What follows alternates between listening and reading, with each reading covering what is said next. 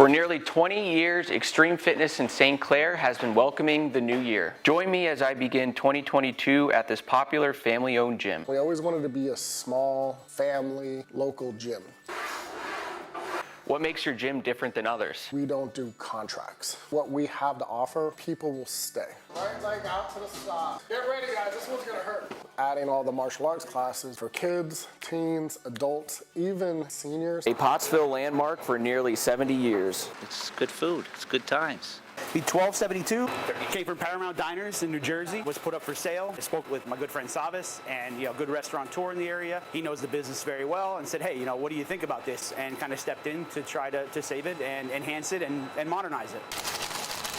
This unique microbrewery is not even 1 year old yet, but is quickly becoming another destination location here in the Coal region. Basically, they rotate almost every week. Usually the IPAs are always my favorite. From the reclaimed materials used to make the bar to the wall murals featuring local artists. Creativity is on full display here. Creating the best culinary experience here in the Coal region is a dream come true for the owners, Brian and Patricia. Join me for a visit. We are Big Shop 6. We are an artisan bread bakery. Not the usual loaves that you'd find in a supermarket. These are steamed, they're crusty, chewy, just different European style. Ciabatta, sourdough, French baguette, freeform shaped loaves. I moved back because I wanted to show what I've learned and just kind of give it all back. And that's why we chose a bread bakery, because there's nothing more rustic, nothing more heartier than bread. From old-time favorites to an array of creative confections, Something Sweet Candies has something for everyone. I'm surprised how many people will remember things from their childhood that opens up like a little door to their past. Are any locally made?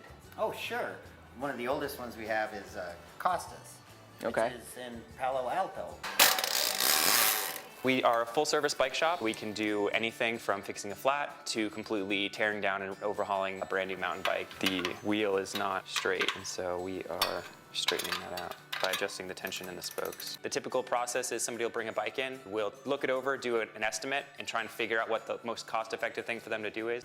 You've just celebrated your 1 year anniversary. How's business been? So it's been good. We've gotten really busy. 2020 was the biggest year for bikes kind of globally that we've ever seen. Bike shops across the country sold out of all their product. A lot of people took up cycling, and that wave has just continued. We have repairs all the time. We're selling bikes like crazy. Yeah, we're just super excited to be in Pottsville. Jerry's Classic Cars and Collectibles Museum is a must-see location if you are visiting the Anthracite region. Never expected to build a museum. The museum took a life of its own, built itself. We started adding some classic cars, painting the floors, the walls. So you got white, you got red, you got black and white floors, and there you got the 50s. People would call me up and say, hey, Jerry, I got an old pinball machine. I want $200. That's a pretty neat little treasure. Like that battery service sign up there, that's from Pottsville. That's how you get things, and then you find a place in here that they'll look correct. Here in Schuylkill Haven at Main Street Moonshine. It's a history lesson from a century ago. We started out by just watching moonshiners on TV. We had this building. Our intent was to open it as a store. In the zoning ordinance, it actually states that an appropriate use would be for a distillery. So we decided, why not? And this elevator was from trees cut down prior to the Civil War. Our safe is right here. You can go through the entire process of the alcohol making with us. You get to smell and taste the heads, hearts, and tails if you want to. It begins in this room. My husband does the distilling. Stephen does the mashing. We're pumping our mash from the containers into each of the three. That's the top 5? That's the top 5. Originally, this restaurant here was the office. The previous owners opened it up as the Crimson House, and it started off as a tapas-inspired restaurant. In 2018, John and Maureen Challenger purchased the restaurant, and then in 2019, they started to do renovations, and they moved over to expand. We have many features every night. Everything is seasonal, so everything is fresh. People want to know where their food comes from. And then some apple.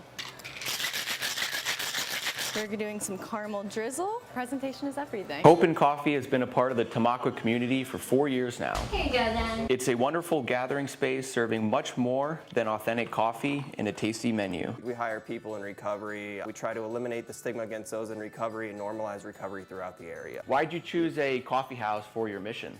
It's a European style coffee house, meaning people are gonna come in, have a cup of coffee, hang out, something you would see in a bigger city. It's a place for open thought, no judgment. Frappes, drip coffee, cappuccinos, the whole deal. Anything you would think you could get at Starbucks, Dunkin', or any cafe, we could pretty much do it. This iconic business was brought back to life with a few modern additions. Their Philly-style subs are here again for new and old customers to enjoy. Cutting off the ends, that's the Farlow's way. Farlow's is a Schuylkill County franchise. Everyone knows Farlow's. They closed down during COVID. We approached them about buying the business, buying the name. And do you want any seasoning on that salt, pepper, oregano? I remember when we first opened, and even today, we still get a lot of people saying, I can't believe you guys opened again. I'm so glad you're back. Right from the beginning, it was nonstop, all day, every day for the first 2 months. So we'll go with the cheese option. All right, I think she loves seeds, so we'll go with that. And then how large is this half size? The half is a 10-inch. Meet Wilbert.